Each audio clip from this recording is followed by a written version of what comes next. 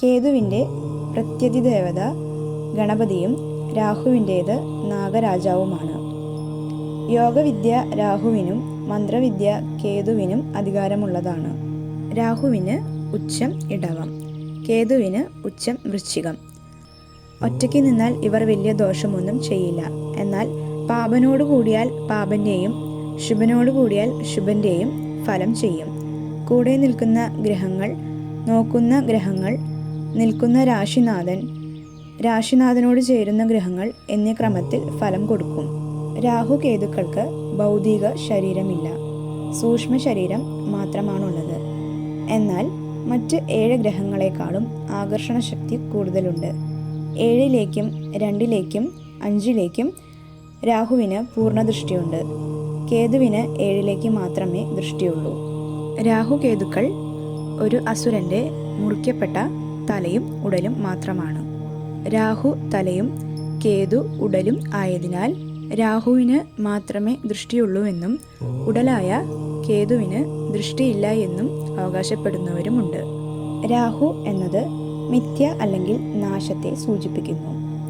രാഹുവിൻ്റെയും കേതുവിൻ്റെയും ദേവതകൾ ദുർഗയും ചാമുണ്ഡിയുമാണ്. ദുർഗ രാഹുവിൻ്റെയും ചാമുണ്ഡി കേതുവിൻ്റെയും ദേവതയാണ്. അതിനാൽ ദുർഗയെയോ ചാമുണ്ഡിയെയോ ഭജിക്കുന്നവർക്ക് രാഹുദോഷമോ കേതുദോഷമോ ബാധിക്കുന്നതല്ല. വൈഷ്ണവർ അല്ലാത്തവർക്ക് വൈഷ്ണവർക്ക് മത്സ്യാവതാരത്തെയോ രാഹു ദോഷപരിഹാരത്തിനായി ആരാധിക്കാവുന്നതാണ്.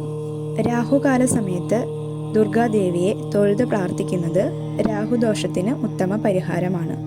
ദോഷപ്രദനായ രാഹുവിൻ്റെ കാലഘട്ടത്തിൽ ശത്രുക്കളിൽ നിന്ന് ഉപദ്രവവും പാമ്പ്, പട്ടി മുതലായ ജീവികളുടെ ആക്രമണവും ഫുഡ് പോയ്സൺ പോലെയുള്ള വിഷബാധയും ഉണ്ടാവാൻ സാധ്യതയുണ്ട്. രാഹുദശയിൽ അപഹാരത്തിൽ പൊതുവെ സർപ്പപ്രീതി തന്നെയാണ് പ്രധാന പരിഹാരം. രാഹു എന്നാൽ സർപ്പമാണല്ലോ. സർപ്പസത്രത്തിൽ നിന്ന് നാഗങ്ങളെ രക്ഷിച്ച ആസ്തിക മുനിയെ നമിക്കുന്നതും നല്ലതു തന്നെ.